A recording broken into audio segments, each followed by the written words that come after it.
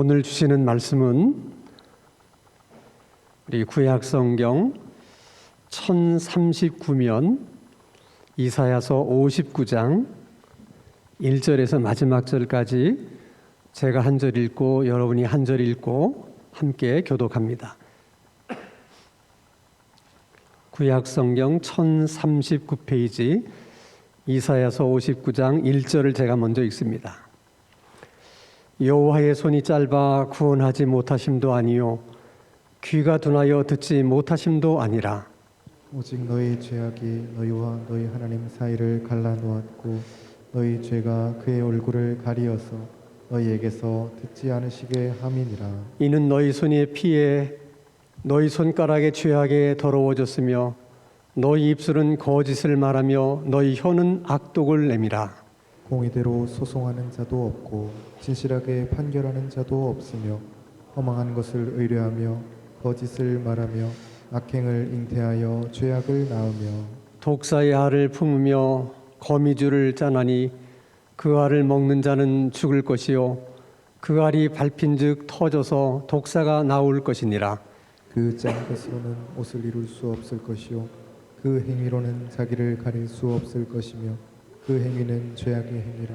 그 손에는 포악한 행동이 있으며 그 발은 행악하기에 빠르고 무죄한 피를 흘리기에 신속하며 그 생각은 악한 생각이라 황폐와 파멸이 그 길에 있으며 그들은 평강의 길을 알지 못하며 그들이 행하는 곳에는 정의가 없으며 굽은 길을 스스로 만드나니 무릇 이 길을 밟는 자는 평강을 알지 못하느니라. 그러므로 정의가 우리에게서 멀고 공의가 우리에게 미치지 못한즉 우리가 빛을 바라나 어두움뿐이요 밝은 것을 바라나 캄캄한 가운데 행함으로 우리가 맹인같이 담을 더듬으며 눈 없는 자같이 두루 더듬으며 낮에도 황혼때같이 넘어지니 우리는 강장한 자 중에서도 죽은 자 같은지라. 우리가 곰같이 부르짖으며 비둘기같이 슬피 울며 정의를 바라나 없고 구원을 바라나 우리에게서 멀도다. 이는 우리의 허물이 주의 앞에 심히 많으며 우리의 죄가 우리를 쳐서 증언하오니 이는 우리의 허물이 우리와 함께 있음이니라. 우리의 죄악을 우리가 아나이다. 우리가 여호와를 배반하고 속였으며 우리 하나님을 따르는 데에서 돌이켜 포악과 패역을 말하며 거짓말을 마음에 잉태하여 나으니 정의가 뒤로 물리침이 되고 공의가 멀리 섰으며 성실이 거리에 엎드러지고 정직이 나타나지 못하는도다. 성실이 없어짐으로 악을 떠나는 자가 탈취를 당하는도다. 여호와께서 이를 살피시고 그 정의가 없는 것을 기뻐하지 아니하시고 사람이 없음을 보시며 중재자가 없음을 이상히 여기셨으므로 자기 발로 스스로 구원을 베푸시며 자기의 공의를 스스로 의지하사 공의를 갑옷으로 삼으시며 구원을 자기의 머리에 써서 투구로 삼으시며 보복을 속옷으로 삼으시며 열심을 입어 겉옷으로 삼으시고 그들의 행위대로 갚으시되 그 원수에게 분노하시며 그 원수에게 보응하시며 섬들에게 보복하실 것이라. 서쪽에서 여호와의 이름을 두려워하겠고 해돋는 쪽에서 그의 영광을 두려워할 것은 여호와께서 그 기운에 몰려 급히 흐르는 강물같이 오실 것이미로다. 여호와의 말씀이니라. 구속자가 시온에 임하며 야곱의 자손 가운데에서 죄가를 떠나는 자에게 임하리라. 21절 다 함께 여호와께서 이르시되 내가 그들과 세운 나의 언약이 이러하니 곧 내 위에 있는 나의 영과 내 입에 둔 나의 말이 이제부터 영원하도록 내 입에서와 내 후손의 입에서와 내 후손의 후손의 입에서 떠나지 아니하리라 하시니라. 여호와의 말씀이니라. 아멘. 이사야서 59장의 말씀은 이사야서 58장과 연결되는 말씀이세요. 그러니까 58장과 59장을 같이 묶어 놓아도 뭐 내용상 이렇게 이해하는데 크게 어려움이 없는 그런 말씀입니다.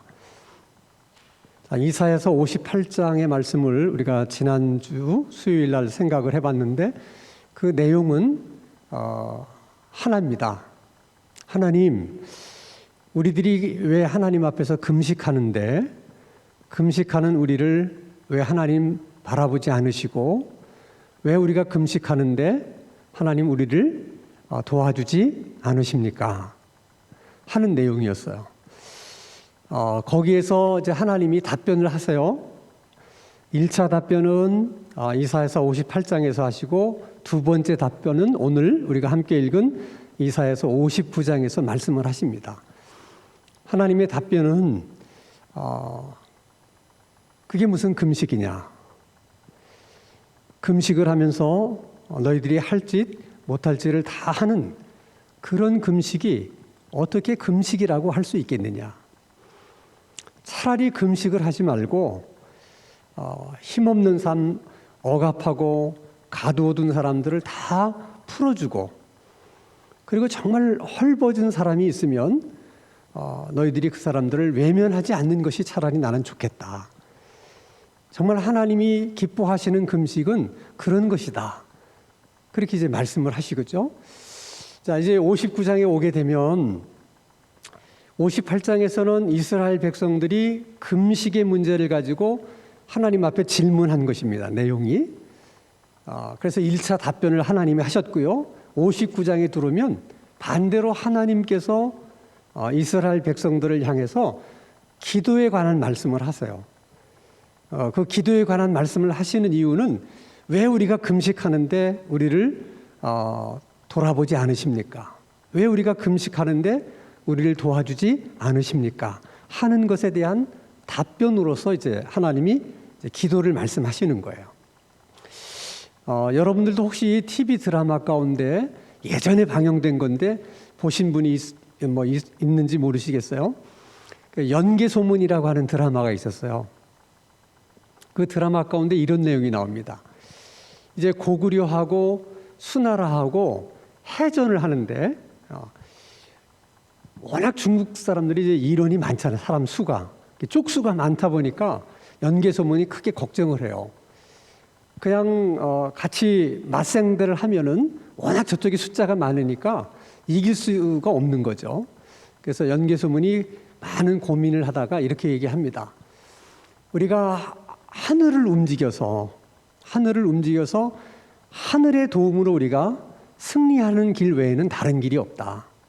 하늘을 움직인다는 것은 무슨 말이냐면 그 해전을 할 때 갑자기 비바람과 함께 돌풍이 부는데 이제 당나라 쪽으로 수나라 쪽으로만 불게 해가지고 그래서 우리가 이제 해전에 승리하는 그 길밖에 없다. 이제 그런 뜻입니다. 그래서 연개소문이 이제 목욕 재개를 하고 이제 그 제의를 이제 갈아입고 이제 기도에 들어가요. 맨날 며칠을 정말 먹지도 마시지 않으면서 헌신의 힘을 다하여 기도를 합니다. 이제 기도가 다 끝날 무렵에 갑자기 연개소문이 피를 팍 토해요. 사람들이 깜짝 놀라서 이렇게 가서 부축을 하니까 이제 하늘이 움직였다는 거야. 그러면서 내 생명이 단축이 됐다. 그런 얘기를 합니다. 그래서 이제 그 드라마에서 그런 스토리를 가지고 이제 이야기하려고 하는 요지는 인간이 하늘을 움직인다고 하는 것이 얼마나 어려운 일인가를 말하려고 하는 거예요. 그러니까 하늘을 움직일 수 있는 사람은 대단한 사람이죠. 그러니까 하늘을 한번 움직인다는 것이 그만큼 어려운 일이지만 또 그 하늘을 움직일 수 있는 사람은 아무나 그렇게 할 수 있는 게 아니라는 거죠. 많은 수련을 통해서 도를 닦은 도인들만이 이제 그런 일을 할 수가 있다는 거예요. 제가 그 드라마를 보면서 이런 생각이 들었어요. 우리는 기도를 하면 정말 1년 동안에도 얼마나 많은 기도의 응답을 받는지 몰라요. 그 기도의 응답을 받는다는 것을 뭐 연개소문식으로 이야기하면 하늘이 움직인 거잖아요. 그러니까 우리가 정말 기도 응답을 받는다는 게 얼마나 대단한 것인가 이런 생각이 드는 거예요. 근데 우리는 너무 쉽게 기도 응답을 받으니까 때로는 뭐 기도 응답을 받아놓고도 우연히 이렇게 일어난 것은 아닌가 이렇게 생각할 때도 많잖아요. 너무 쉽게 기도 응답이 되다 보니까 그러는 거예요. 기도 응답을 한번 받기 위해서 정말 혼신의 힘을 다해서 기도하다가 정말 기도가 끝날 무렵에 뭐 피를 토한다든지 이렇게 해서 우리가 기도 응답을 받으면 이 기도 응답이라는 게 정말 이게 대단한 거구나 이렇게 생각을 할 텐데 우리는 그런 거 없이 너무 그냥 기도하면 쉽게 기도 응답들이 되니까 이게 기도 응답이 얼마나 소중한 것이고 이게 얼마나 대단한 것인지를 사실 잘 우리가 느끼지를 못하는 것이죠. 근데 여러분 이걸 아셔야 돼요. 우리가 기도 응답을 많이 받는 것은 우리가 기도를 잘해서 그런 게 아니에요. 그게 우리의 정성이 많아서 그런 것도 아니에요. 우리의 기도를 이렇게 하나님이 쉽게 응답해 주시는 것은 순전히 예수님 때문에 그렇습니다. 우리가 누구의 이름으로 기도해요? 예수 그리스도의 이름으로 기도하는 거거든요. 그러니까 하나님은 예수 그리스도의 이름으로 기도하기 때문에 응답을 하시는 거예요. 그래서 우리들에게 있어서는 예수님만큼 소중하고 중요한 분이 없어요. 우리는 예수님 때문에 다 이렇게 하는 거죠. 이렇게 사는 거죠. 예수님 때문에. 그래서 이렇게 기도를 우리가 쉽게 응답받는다는 것은 정말 하늘이 이렇게 움직이는 건데 이게 얼마나 대단한 일이에요. 그러니까 이것을 가장 잘 알고 있는 영적인 존재가 마귀예요. 이게 기도의 그 파워가 어떤 것인지를 너무나 잘 아는 거예요. 그래서 마귀는 마귀가 하는 나쁜 일들이 많지만 그 중에서 가장 심혈을 기울여서 또 정성을 다해서 하는 일이 뭐냐면 믿는 사람들로 하여금 기도하지 못하게 만드는 거예요. 그래서 우리가 의식하지 못하고 이렇게 지나칠 때가 많은데 어느 순간에 기도하고 싶은 마음이 싹 들어왔어요. 우리 마음에. 그럴 때가 있어요. 기도 참 하고 싶다. 교회 가까운 데 있으면 성전에 가서 좀 기도해야 되겠다. 그렇게 마음을 먹었는데 금방 그 마음이 진짜 한 10분도 지나지 않아서 싹 사라져버리는 느낌이 들 때가 있어요. 분명히 한 10분 전에만 하더라도 그렇게 기도가 하고 싶고 교회 가까이 있으면 교회 가서 기도를 해야 되겠다 그런 마음까지도 가졌는데 이게 시간이 별로 지나지도 않았는데 언제 그런 마음이 들었는지조차 기억이 안 날 정도로 기도하고 싶은 마음이 싹 사라지는 경우가 있어요. 그럴 때도 여러분 그게 내가 그런 마음들을 만들어냈다가 내가 스스로 그런 마음을 버리는 게 아니에요. 기도하고 싶다고 하는 그런 마음이나 생각은 내가 만들어내는 생각이 아니에요. 그것은 성령이 우리에게 주시는 마음이에요. 그러니까 그때는 빨리 순종을 해야 돼요. 기도하고 싶은 마음이 든데 교회 가까운 곳에 있으면 빨리 교회 와서 성전에서 기도를 하든지 교회하고 멀리 떨어져 있으면 빨리 기도할 장소를 찾아서 빨리 기도를 해야 돼요. 근데 그 순간 머뭇거리다 보면 기도하고 싶은 마음이 그냥 어느 순간 사라져 버리는 거예요. 이게 다 우리가 마귀의 유혹에 넘어가는 거예요. 근데 그렇게 마귀의 유혹에 넘어가 놓고도 우리는 그 사실조차도 인지를 못하면서 사는 거죠. 마귀는 지금도 끊임없이 성도들로 하여금 기도하지 못하도록 유혹을 해요. 또 한 가지 이제 기도하지 못하도록 유혹을 하는 것은 우리가 죄를 짓는 일에 있어서 방심하도록 만들어요. 그래서 처음에는 아주 사소한 죄부터 짓게 만듭니다. 처음부터 심각한 죄를 짓게 만드는 게 아니라 아주 사소한 죄를 짓게 만들어요. 죄라고 생각하지 않을 수 있는, 죄라고 여기지 않을 수 있는 죄 같은 그런 죄를 짓게 만듭니다. 근데 그런 죄를 한 두세 번 이렇게 연거푸 짓다 보면 그게 하나님 앞에 우리가 기도하는데 걸림돌이 돼요. 그래서 우리는 쉽게 생각한 죄인데 그것도 하나님 앞에서는 또 심각한 거예요. 그러면 그 지은 죄 때문에 기도 응답이 안 되는 거예요. 근데 내가 열심히 기도하는데 내가 막 간절히 기도하는데도 기도 응답이 없어. 그럼 나중에는 지쳐요, 기도하다가. 그리고 내가 이렇게 지은 죄 때문에 기도 응답을 못 받는다는 생각은 꿈에도 하지 못하고, 내가 이렇게 열심히 이렇게 하나님 앞에 간절하게 기도하는데 너무 하나님 무심하다. 왜 내 기도에 들어주지 않나. 그리고 기도를 아예 포기할 수도 있어요.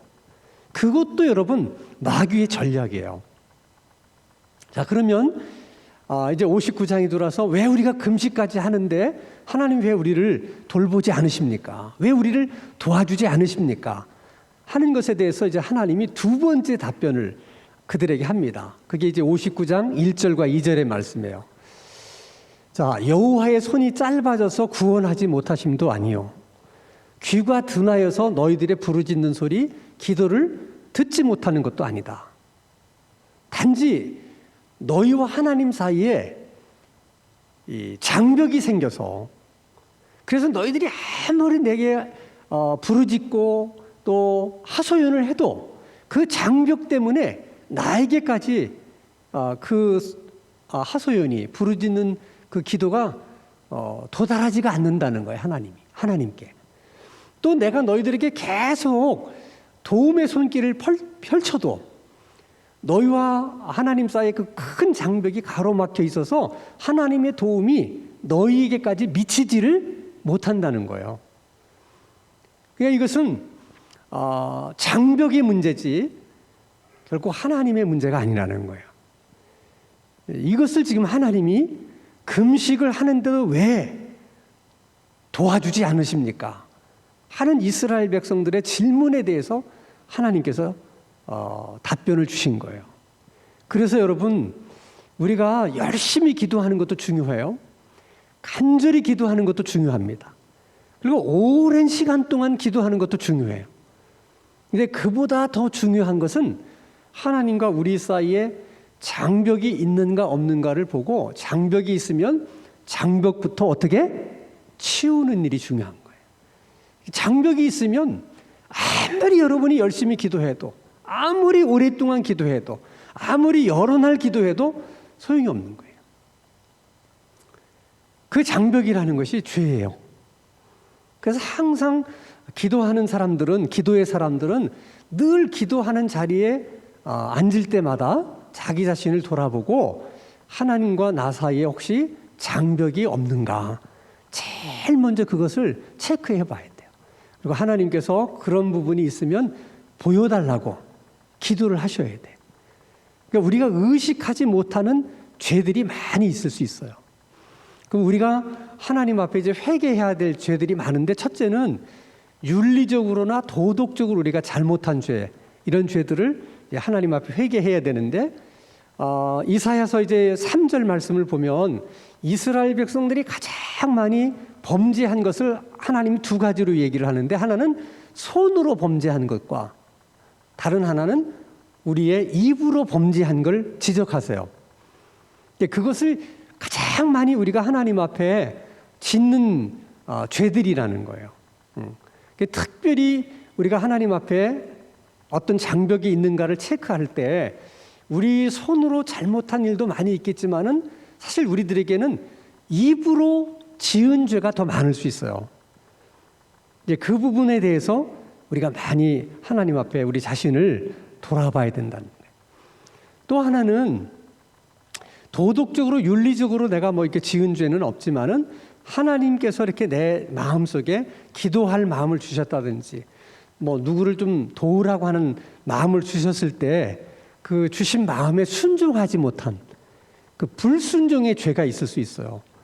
근데 우리들은 그런 것을 예사롭게 생각해요. 왜냐하면 다 내가 만들어낸 생각이라고 생각하거든요.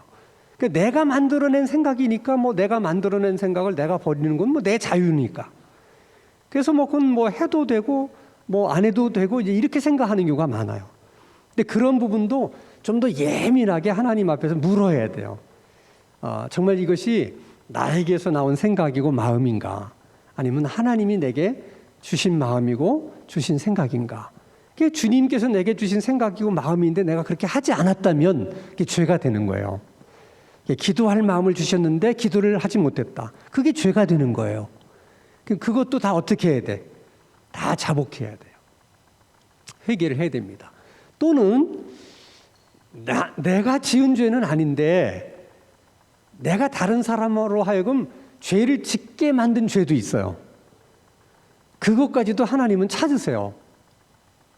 예를 들어서 이제 치유 사역 같은 거를 이제 해보면 이제 우리가 이제 과거에 어떤 지은 죄들 이런 것들도 다 이제 하나님 앞에 통회해야 하고 자복해야 그 죄 문제가 하나님과의 장벽이 없어져야 이제 치유도 이제 일어날 수 있기 때문에 치유 사역에서 가장 중요한 게 회개하는 일이에요.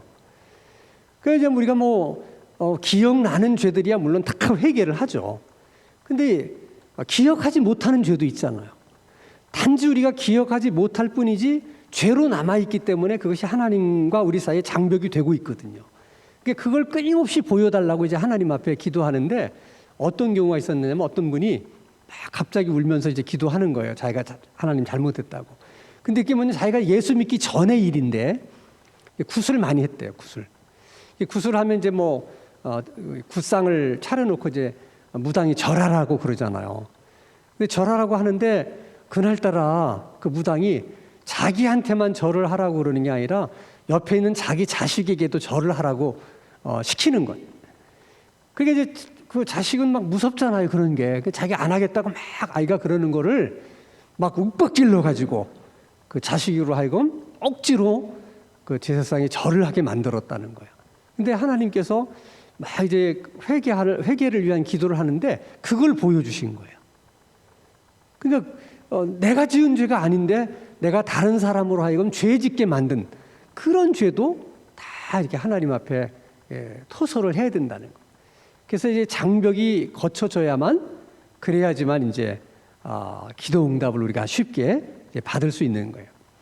자, 그런데 하나님은 기도자들에게 또 요구하시는 것이 한 가지가 있어요. 자, 오늘 이사야 59장 16절 말씀을 보면 자, 사람이 없음을 보시며 중재자가 없음을 이상히 여기셨다. 그러니까 하나님은 언제나 문제가 있는 곳에 그 문제를 하나님과 인간 사이에서 중재할 사람을 항상 찾는다는 거예요. 그게 성경에 보면 이제 대표적인 사람이 아브라함 같은 사람이고 모세 같은 사람이고 그다음에 되게 선지자 같은 사람들이에요. 그러니까 이사야서에서도 이사야 선지자가 하나님과 이스라엘 백성 사이의 중재자예요. 근데 지금 저 말씀을 하시는 걸 보면 왜 죄를 지은 이스라엘 백성들은 많은데 그런데 그 문제를 가지고 하나님 앞에 중재하는 사람이 왜 이사야 선지자 한 사람밖에 없냐. 그걸 이상히 여기셨다는 거예요. 이렇게 많은 하나님의 백성들 중에 이렇게 백성들이 죄악 속에 살고 있는데 그 문제를 하나님께 나와서 대신 용서를 구하고 자비를 구하고 하나님의 긍휼을 구할 수 있는 그런 왜 중재자가 없냐.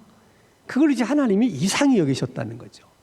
그러니까 언제나 하나님께서는 어떤 문제가 있을 때 그 문제를 가지고 하나님 앞에 중보할 수 있는 그런 중보자를 늘 찾으신다는 거예요. 그건 성경을 통해서도 우리가 늘 확인하는 거잖아요. 그래서 에스겔서 22장 30절 말씀을 보면 이런 말씀이 있죠. 이 땅을 위하여 성을 쌓으며 성 무너진 데를 막아서서 나로 하여금 멸하지 못하게 할 사람을 내가 그 가운데서 찾았으면 그 성은 무너지지 않을 수 있는 거예요. 근데 찾다가 찾지 못했기 때문에 그 성이 무너지는 거예요. 그러니까 하나님은 항상 어떤 문제가 있을 때 그 문제만을 문제라고 생각하지 않고 중보하는 사람이 없는 것을 문제로 생각하신다는 거예요. 그러니까 기도의 사람들은 항상 그런 생각을 해야 돼요. 우리 가정 안에서 어떤 일이 일어났다든지 우리 교회에서 어떤 일이 일어났다든지 이럴 때 물론 그런 일이 일어날 만하니까 일어난 거예요. 근데 하나님은 더 나가서 그런 일이 일어날 만한 일이지만 그러나 정말 그것을 중보할 수 있는 중보의 기도자가 있었으면 그 일이 일어나지 않을 수도 있었다는 거예요. 그래서 기도하는 우리들이 가정에서도 그런 책임을 느껴야 돼요. 또 기도의 사람들은 교회에서도 그런 책임을 느껴야 돼요. 특히 더 이 중보의 기도에 이제 하나님께 부르심을 받은 사람들은 이렇게 우크라이나와 러시아가 전쟁하는 이런 지금 환경 속에서 우리하고 무슨 상관이 있어요? 멀리 떨어진 나라에서 뭐 싸우는데, 그러나 정말 기도의 사람은 그것도 하나님 앞에 중보해야 되는 거예요. 우크라이나와 러시아 사이에 서서 하나님 앞에 중보할 필요가 있어요. 그러니까 그런 일을 놓고도 하나님은 중보할 사람을 찾으시는 거예요. 그러니까 이 말씀대로 한다면 왜 그 전쟁이 계속 될 수밖에 없느냐? 계속 될 수밖에 없는 이유가 있어요, 분명히. 근데 분명히 그런 이유가 있기 때문만 아니라는 거예요, 하나님은. 누가 없어서? 중보하는 사람이 없기 때문이다 하는 거예요. 그래서 그 전쟁이 더 오랜 동안 계속될 것이냐, 아니면 또 금방 전쟁이 끝날 것이냐 하는 것도 우크라이나와 러시아의 문제만이 아니라 그 둘 사이에서 하나님 앞에 중보할 중보자들의 문제일 수도 있다는 것이죠. 그래서 오늘 여러분들이 특별히 기도할 때는 여러분 가정에 문제가 있으면 가정의 중보자로서 그 가정의 아브라함이 되시고 여러분 가정의 모세가 되시고 또 여러분 가정의 선지자가 되셔서 가정을 중보하세요. 중보하며 기도하시고 또 여러분 눈에 교회에 어떤 문제가 보인다든지 성도들에게 어떤 문제가 보일 때도 여러분들이 그 성도를 대신해서 교회를 대신해서 중보하시고 더 하나님께서 갈급한 마음을 주신다면 또 우크라이나와 러시아를 중보하면서 여러분들이 기도를 할 수 있기를 바랍니다. 하나님은 우리가 기도할 때 반드시 응답을 하세요. 근데 그 응답하시는 이유를 하나님이 이렇게 우리들에게 설명을 합니다. 자, 요한복음 16장 24절에 지금까지는 너희가 내 이름으로 아무것도 구하지 아니하였으나 구하라 그리하면 받으리니 너희 기쁨이 충만하리라. 하나님은 우리에게 기쁨을 주시려고 우리들의 기도에 응답해 주신다는 거예요. 근데 여기서 우리가 특별히 관심을 가져야 될 부분은 우리의 기도가 응답되었기 때문에 우리의 소원이 이루어졌기 때문에만 기쁨이 있는 게 아니에요. 이것은 소원이 이루어진 기쁨만이 아니라 하나님과의 관계에서 오는 기쁨이에요. 다르게 얘기하면 우리가 늘 기도할 때마다 우리가 응답을 받는다. 그 이야기를 뒤집어 얘기하면 하나님과 나 사이에 장벽이 있다 없다? 없다는 거예요. 그러니까 하나님과 나 사이에 아무런 문제가 없다는 거예요. 그게 우리에게 큰 기쁨이 되는 거예요. 그래서 여러분, 우리가 기도하는 삶을 살아야 우리 영적인 상태를 체크할 수가 있는 거예요. 기도를 하는데 왜 응답이 없을까? 왜 기도를 하는데 이렇게 마음이 답답할까? 그럴 때 이제 우리 자신들을 빨리 돌아보고 체크하는 거죠. 하나님 사이에 가로막고 있는 무슨 장벽이 있어서 그런 거 아닌가? 지금 하나님이 그 장벽을 찾으라고 지금 내게 말씀하시는 건 아닌가? 이렇게 해야만 우리가 건강한 신앙생활을 할 수가 있는 거예요. 그러니까 우리가 기도 생활을 하지 않으면 이렇게 자기를 점검할 수 있는 방법이 없잖아요. 그러니까 하나님 사이에 지금 장벽이 있는지도 모르고 장벽이 있는 상태에서 계속 신앙생활을 한다는 것이 그게 무슨 의미가 있겠어요? 자, 그러면 분명히 주님께서 그렇게 말씀하셨어요. 지금까지는 너희가 내 이름으로 아무것도 구하지 아니하였으나 구하라. 그러면 너희에게 기쁨이 있을 것이다. 그럼 우리 삶에 기쁨이 없다고 하는 것을 주님이 보실 때는 무엇 때문에? 기도가 없기 때문에. 기도의 응답이 없기 때문에.